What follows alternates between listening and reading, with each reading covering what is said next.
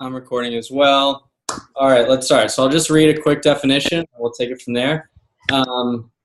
So I found this from sort of a PDF file that had all these strategies for deliberate creativity.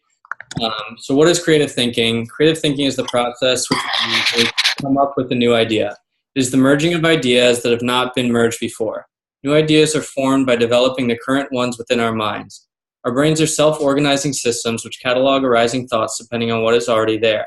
That is, we can only think of new ideas within the context of what we already know. While this may seem to mean that we cannot have any really creative ideas, you'll find that this is not really the case, and that by combining computer and external techniques with our own minds, we have a perfect combination of skills to create wildly creative, imaginative solutions. This process can be is known as deliberate creativity. I like that. Cool. So do you think that there's much of a difference between deliberate and intentional? I don't know. Well, just as far as vernacular, maybe not. Yeah, because I always think of like intentionality as something that I'm kind of like bring to my life more. Mm-hmm. That like stimulates your thoughts more? Yeah. Yeah, just vernacular. Mm-hmm. Yeah, I think it's more so speaking to the process of just being able to sort of channel and focus creativity and call upon it when needed, instead of just like waiting for some spark, this like imaginative thing to, hit you on the head. Yeah, I have a lot of experience with having to like compartmentalize my creativity depending on literally like part of my work. So like I've gone through like being creatively drained a lot because I have to continually produce, and I find just the deliberate creativity sometimes can kind of be draining, and then I move like far away where I want to be doing like non-creative things. I don't know. Has anybody gone through like cycles like that where you're like overproducing and you're like, oh, I can't really keep this flow going? So can I ask you a question? Like, do you seek out inspiration for your creativity, or do you feel like it's something that you can just spot on produce? Well, so like, for example, the best example I have was when I started working and I had to like produce 3 projects a week. And I kind of didn't really, I guess I was seeking out a lot of ideas. I didn't really have a choice of whether I could or couldn't produce the 3 things a week. I had to. So Yeah. like I was definitely trying to do a lot of research, and like, cause I felt like things were only coming to me naturally like 50% of the time. And then 50% of the time I was like trying to be a sponge and just like research as much as possible. Yeah, that's something that I kind of wrote down as one of my like key techniques, is just to be like inspired and absorb as many like external sources as possible. Like always be doing that. Just like consume information and kind of catalog it away, because you never quite know when it's going to become useful for a project you're working on. So like I've got external hard drives full of just like tens of thousands of images and like PDFs and stuff that I found on the internet that don't have any real use, but I just have them there because surprisingly enough, they come up in projects. I'm like, wow, I'm so glad I had that. So just having like external sources for inspiration is something that's really useful to me. Me too. And like when they invented the cloud, saved my life because of the amount of storage that you can put on there and how easy it is to access it. Because I would overload my hard drive all the time, doing similar things. But then, Carly, I also get pretty worn out in certain types of creativity, and I feel like I always go through waves of like one medium and then the next medium and then the next medium to kind of keep myself entertained, and they seem to all keep reoccurring, like sketch, reading, painting. The mediums recur, or the ideas? The mediums. Yeah. Like it's kind of like in some kind of cyclical, like yeah. I obsessively pick up new like skills or like mediums, and then I'm like on to the next thing, and then I find myself back somewhere I was before. Mm-hmm. Me too. It's interesting that you say that. I get you on the mediums, but then it also to me resonates to cyclical ideas. One of the first things that ever came up and was said to me when I did my undergrad BFA was that, every great artist only actually has like 2 or 3 really good ideas. And they just sort of like reinvent and reconfigure those ideas over and over again. But the themes are all the same. And of course, at like my 19-year-old self, I was like, that's ridiculous. I've got tons of ideas. But lo and behold, 4 years later and continually on, that becomes more and more true. That's why we're learning about innovation, right? There's this book called Steal Like an Artist. I'll send it around in the chat.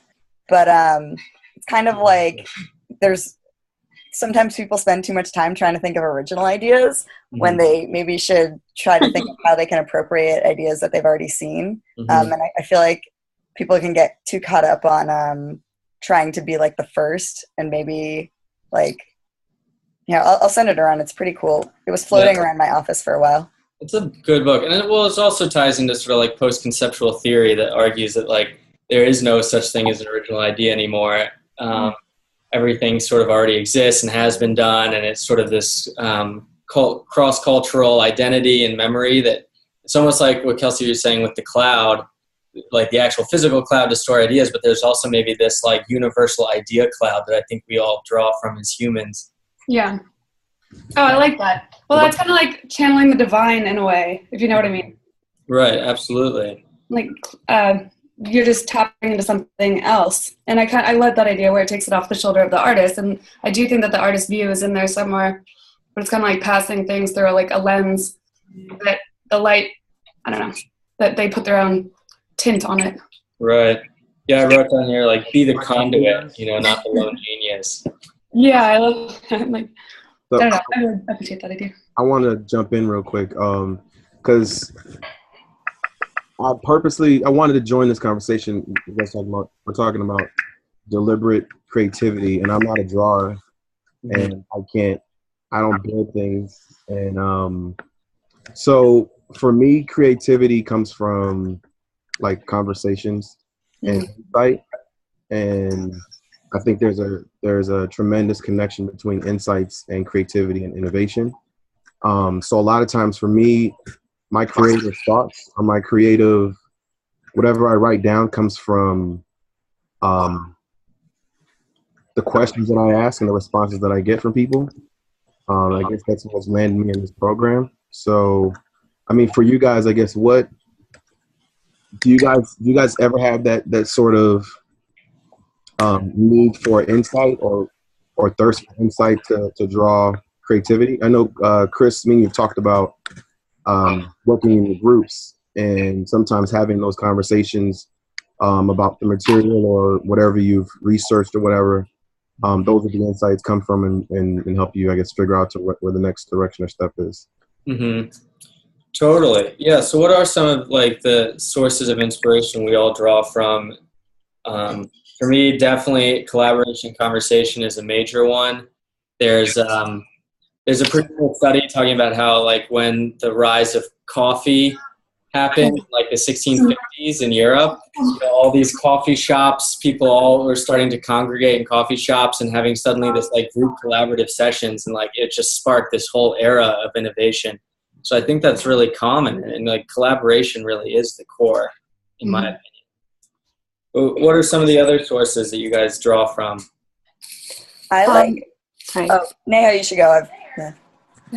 I was just going to say, I am more of a procrastinator. So I feel like I tend to just seep in all that information, let it boil, and then I have to personally reach to that stage where I'm ready to execute. I don't know whether that's just the control freak in me that doesn't let me do anything before that, but I have to reach that level where there's this absolute sense of execution. So creatively, I feel like there's this internal process which goes on for a while to get all the pieces together to be able to get to a point to experiment. And I genuinely envy people who tend to be very experimental in an earlier stage in their creativity process, because I feel like there's that sense of real-time experience of experimenting at an earlier stage, as opposed to waiting to that time where mentally you reach that stage where you're like, okay, I may be ready to just take that leap. So that's my process. So what sparks that shift from sort of absorption, observation to action? Is it just time constraints, or is there something else? I think it's just conviction. For me, it's more conviction than time constraints. I mean, time constraints, yes, that is definitely a factor, but I think it's conviction. Oh, I like that. It's funny, Neha, to hear you say that, because I feel like for most of my life I've used creativity as my procrastination. So it's like if I have something due, I end up in the middle of some giant art project that has nothing to do with what I have due, and all of a sudden I have to clean up to be able to start on what I'm supposed to be doing. But I don't know. I think I'm trying to see it now more as the process itself, and kind of that as like the idea generation part of it, which I never thought I would think about. Yeah, I've always been very fascinated with just the methodology of it, and that's probably one of the reasons why I wanted to pursue this program, because I feel like there's a strong element of that right from the beginning to the end. So definitely. Yeah, I would think it's like I sort of was drawing out a couple things before the meeting, and I sort of drew out this triangle for like the different points of the process, and like it was like observe, invent, and then act. For me, with like 3 sort of key stages. So like observe being first, and then I spend a lot of time just absorbing and just taking it in and just thinking and not trying to make any actual decisions. Just thinking and letting thoughts come up as naturally, organically, without trying to define or confine them. And then I start to say, okay, what are some of the recurring themes? How can I catalog these? How can I start to structure these?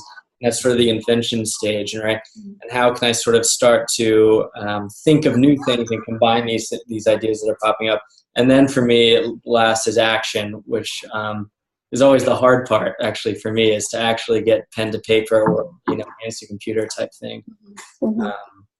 Yeah, that's really interesting, because for me, I have kind of a different, like, I want to jump in too quickly. Sometimes I don't I just like start to make stuff, and then I'm like, I didn't plan this out well, and now things are like glued backwards, and like that's I just want to like start, and I get really antsy.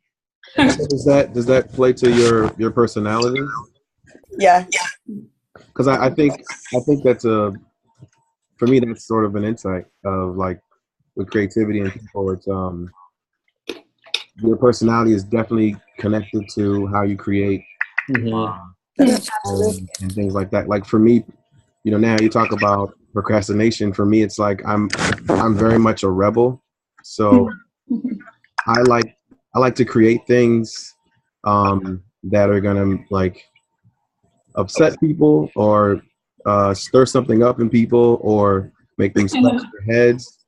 So those are the things that sort of get me excited about creating stuff or things or ideas.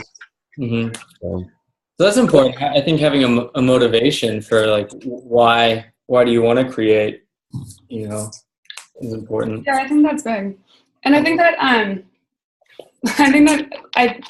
I think that's where a lot of art has come from over the years. I mean, and I think if you go back to like the coffee idea, like there's a bunch of art that's created out of being rebellious, and I mean, like most of the music I love is from that. I don't know, genre, I feel like, and you can't like, how do you have the Rolling Stones without having rebellion in there? And it's all like in the face of something. Totally. And I wanted to touch on Carly's point, because some of the stuff that I was thinking about as well, the importance of just getting your hands dirty. And I think that's totally a very viable approach, and one that creates like great effect, because I want to reference, so do you guys know Richard Serra? He's like a minimalist steel sculptor. He does these huge wrapped steel experiential sort of things. But anyways, there's always this story I loved of his that he wanted to be a painter, like most artists starting out. He wanted to be a painter and went to Europe and saw these classical paintings. It was like, that's, suddenly it dawned on him, like, that's not me. That's not what he is going to do and thrive at. So he went back to his studio and sort of was trying to reassess himself as an artist, his identity. and he said he just wanted to start trusting his hands and not so much, and just start playing. And so he just started looking around and grabbing stuff around the studio and just like folding it and bending it and gluing it together, exactly what you're saying. And actually one of the pieces from that exercise is in the National Gallery of Art, and it's like heralded as sort of this masterpiece. And that sort of sparked his whole career trajectory. So that's really cool. I like my process. So like I like taking things apart just to see how they work. And like I pretty much like learned how to sew by like seam ripping my clothes, just like taking all my clothes apart, just being like, this is where this seam meets. And I just like had like all these like open clothes, and then like I like finding old electronics parts and just like I don't know how to put them back together. I just like taking them apart. And I'll be like in a store and I'll just like look under a table and be like, oh, they used this kind of a joint. Like to me, that's like sometimes I'll just start like breaking stuff and I'm like, I know I don't know how to put this back together, but like it's really cool to see what's inside of stuff. Well, that's what comes with combining ideas, right? You're seeing another person's, your own interpretations. I feel the same way, except for I have a thing about taking apart furniture, and at this point I'm really not allowed into a hardware store because I spend so much money in them. It's like you walk in and like Honda can be anything, and I don't know. So I'm on a hiatus from going to hardware stores until I have the idea formed and I can intentionally create something. Yeah. Now, I'm a big fan of reverse engineering and the muscle memory of it. I feel like that has more of an impact even when it comes to learning softwares. I've been in and out of love with like Photoshop for years now, and I just feel like just to get back on it, I have to have that, how do I figure this out? Or this is what I want to do, and how do I teach myself? And that's the only way that seems to like stick. So I definitely believe in that process of learning. I love Photoshop. Yeah, so I'd thought about 6 to 7 steps. I was talking about different steps. Anyways, so one was abandon rationality, get messy, don't think too much, just feel and act. Be inspired by like external sources, music, have inspiring music around images. And 5, speaking to the Photoshop, 5, I thought be low tech to start out. Yeah. It can be sort of detrimental to the process if you get hung up in some sort of software, application. Kind of like the prototyping concept of like be low tech for that. Yeah. And the journaling. Yeah, and journaling, exactly. Uzair, what do you think about? Can you share some of the stories from your process? Your creative process? My creative processes? Well, for me, how it all started off was by hanging out with a lot of creative people. I never really started off like that until I made a whole bunch of friends in a design school, and that's how it sort of started off for me. What I initially did was actually just, so I used to watch how they used to work, like, with documentaries and just graphic design. And yes, I also used to do a lot of random Photoshop shit. That was like my entry into being completely creative, I guess, or whatever. But no, but I get what you guys are saying. It's interesting. You're frozen. And I'm sorry, I just like kind of walked on like 2 minutes later. So I don't know. I mean, I'm still kind of figuring it out, as far as I'm concerned, which is why I'm in this course. I honestly, like, if somebody asks me, like, how are you creative or how do you do it, I honestly don't know the answer to it. So, like, it just sort of happens for me. I mean, it's not like I'm fucking creative or whatever. I just look for things, and if I find something interesting, I just sort of break it up and see what I can do with it. I don't specifically have like a process or anything, which is probably why I find writing these posts a little difficult. But Very difficult. Yeah. Yeah, but for me, it's like I try as much as I can to not go by the rules or not follow a specific structure. Although everything in my body sort of tells me to do that, because I've done computer science, and that's what it is, like following a structure, right? Mm-hmm. So. Right, sort of boiling down and reconfiguring. I was really interested, Shireen, in your post about the facades of the buildings you were doing. I thought that was so cool, and you sort of did talk a little bit about your process. Yeah, exactly. It seems very cool, especially at the beginning when I just accepted this job. I feel the job was so cool because my major was animation. So there's the relationship between you redesign the facade of the building in amusement park. The way you design that is similar as the way I created the animation. So it's really interesting, but you cannot always do the same thing. Like if there's a dumpling restaurant, you put a big dumpling on the top of the building, and then if it's a hot dog shop, you put a hot dog on the top.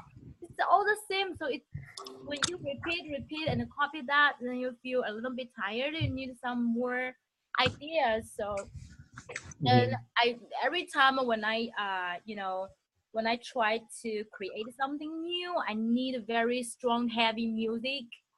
I needed to watch a lot of the Western movies, or like the Crazy Man, something like that. And I need a lot of things to inspire me, because all the research or the materials I've already acquired couldn't work anymore.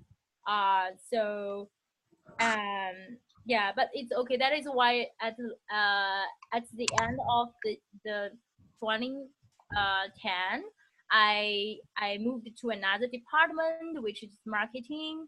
Then I came across more challenging that makes me feel better. And but there is a question that I've been thinking for a long time. I think sometimes my leader always limited my creativity, because I had a lot of interesting thoughts or opinions. I wanted to show that in my art design or work, but he doesn't like it, or he thought it's not realistic, or he thought it's not his taste. So I just kept changing and changing and to meet his taste. That is perhaps the most difficult part for me in the old job. I guess you guys have the same problem, maybe. I thought you brought that up because it kind of reminds me of like if you have to create when there's no assignment, it's sometimes harder than when there is an assignment. So when you put limitations on something, it's almost like a starting point, and it gives you more structure of where to go. But then when there are super limits, I don't know. It's that balance between like limitations and just boundless creativity, I guess. Right. Yeah, the sort of the blank white canvas is very intimidating. Oh, terrifying. And it's hard to. How do you guys decide when it's something? When you start off with nothing. Like I'm purely asking from like an artist, I'm trying to get an input like from an artist perspective, right?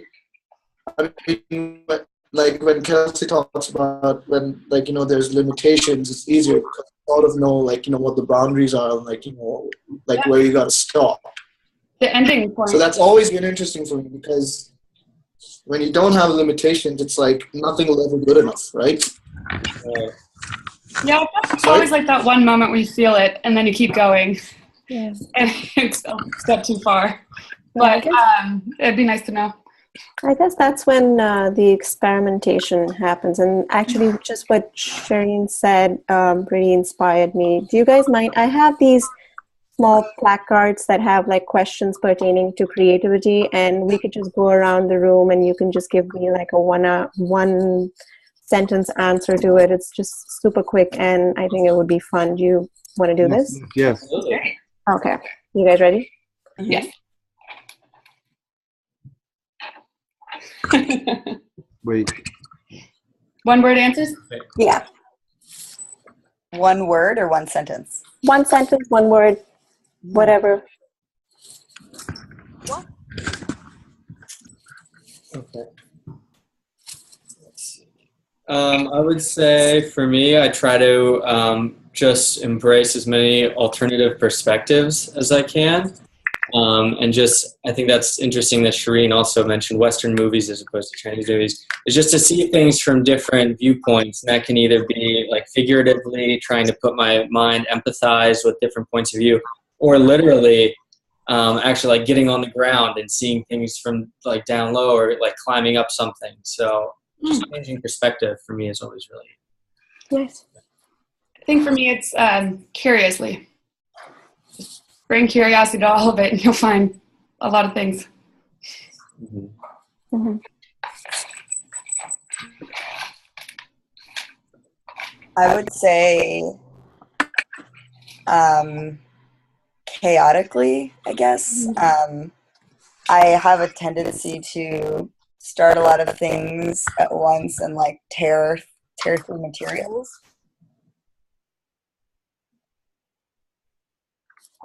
But that's, yeah. What about you, Lamine? I missed was it How Do I Experiment? How do you experiment with your creativity? I put myself in uncomfortable situations or unfamiliar situations. That's actually unfamiliar situations. Like rock climbing with Chris and Tom was fun, and I'd done it before. But I didn't know what to expect. And so there's like that feeling of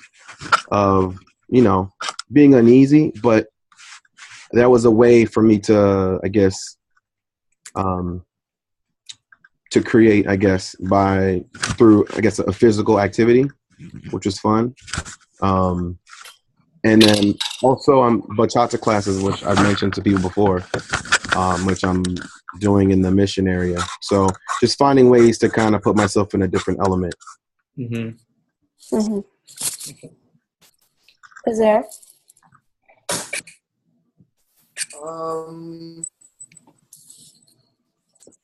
Well, for me, like it mostly starts off with like defining if what I've created is like if I'm creating in the first place. Because what I tend to do is like I subconsciously sort of like take in a lot of influences from like a lot, like reference had like stored in my mind, right?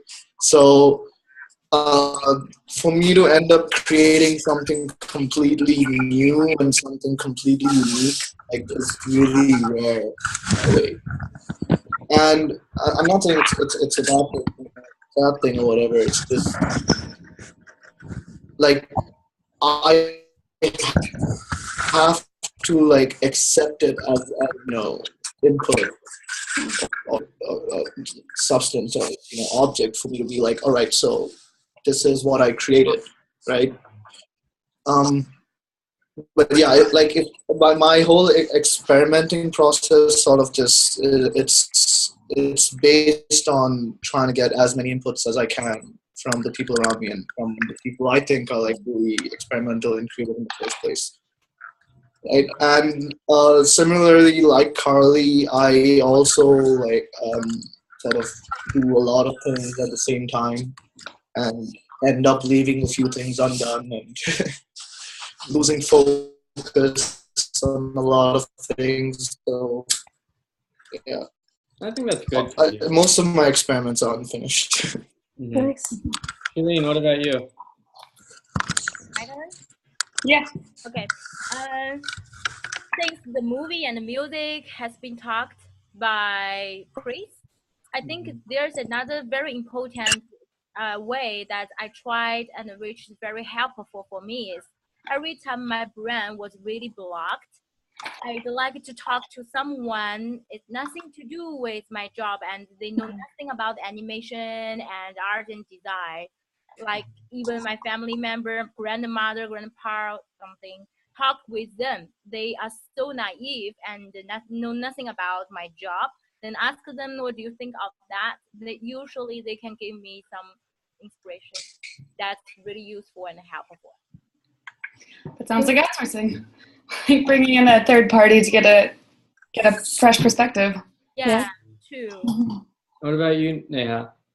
Well, I'm just going to keep it super short. I agree with Carly. I try to look for order and, like I said, conviction in chaos during my creative process. So I feel like I overwhelm myself with a lot of chaos in the beginning, and then sort of wean my way through creating some form of order, of understanding, or just compartmentalization for my creative process. Yeah. Awesome. So I was thinking maybe we could, since we're running short on time, maybe try to put together some sort of takeaway that we can all use moving forward, and sort of, include that in our process. So, maybe just a similar roundtable perspective, or just like sort of a tip that we all have.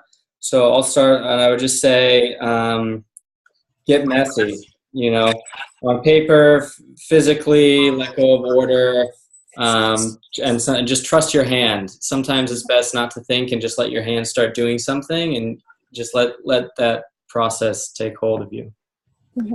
Yeah, I would try to say, try to learn from other people or learn from other people's processes. I always, like I always said before, I'm trying to see how things are made. Just by looking at that, I'm kind of learning about how that object was made. And that kind of influences my creativity later. So just researching people that inspire you. Mm-hmm. I think also trusting yourself to be creative and not have, things don't have to be perfect. Just enjoy it. Mm-hmm. And nobody has your perspective.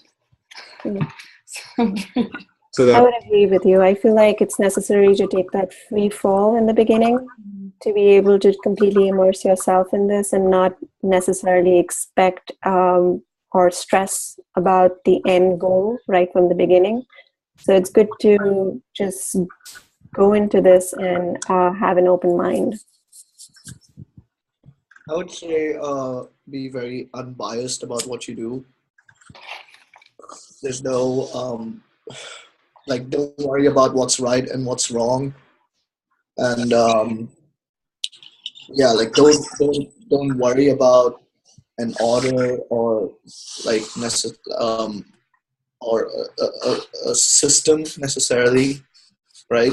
Mm-hmm. I mean, for me, at the end of the day, that's what creativity is about, right? It's about finding something new every day, and you can't do that if you're always following a system. Lamine, what about you? You guys all hit on a lot of things that I was thinking. I think at the end of the day, for me at least, it takes a bit of courage for me to be creative, more in the physical aspect. I mean, normally when I think of creativity, I think of what's going on up here in my mind and the conversations that I have with people. That's how I create, and I want to, I guess, expand on that into other ways. So, like some of you have touched on, just, I guess, taking chances on trying new things that may inspire that creativity. Cool. And Shireen? For me, again, is try to find any way to inspire myself. And it can be dancing or singing, music, movie, anything without drugs, for sure.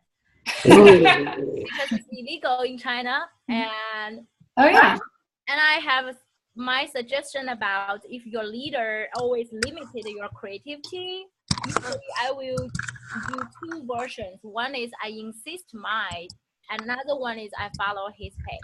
So I will say I may tell him that this is my idea, and I finished that. If you can, you don't like it, it's okay. So yeah, keep myself happy, you know. That's I like awesome. that. So I've written down sort of everything just for a little takeaway, and I'll send it out to all of us and maybe post it in our final post. But so get messy, research inspirational sources, take a free-for-all, experiment, be unbiased about your results. There's no right or wrong. Expand beyond your comfort zone. Dance, sing, music, and I added kiss the world because I love that phrase. Don't limit yourself or allow others to limit you. Cool. That's awesome. Awesome. Nice. All right, guys. Well, I think we'll wrap it. Great meeting. Good job, Chris. Cheers. Yeah. Thanks.